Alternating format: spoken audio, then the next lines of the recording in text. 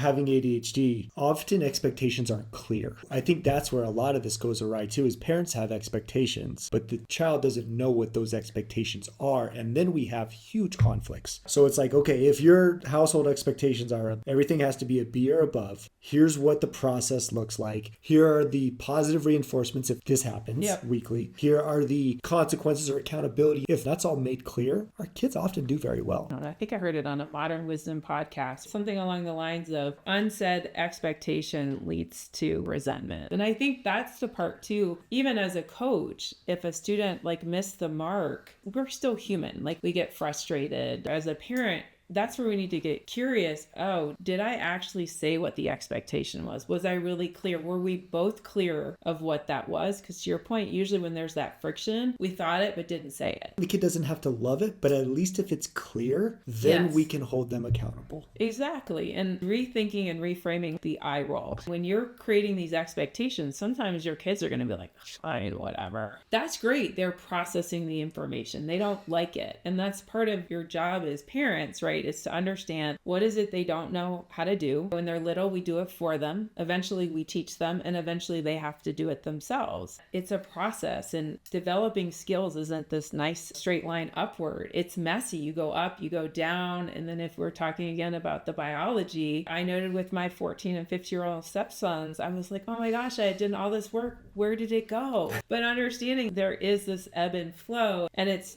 hard as parents feeling this pressure that if your kid isn't doing well, that somehow you're not a good parent. That's not the case. If you have a young man or a young kid or teen that you can have these hard conversations and they come up to you when they're struggling, you're ahead of the game.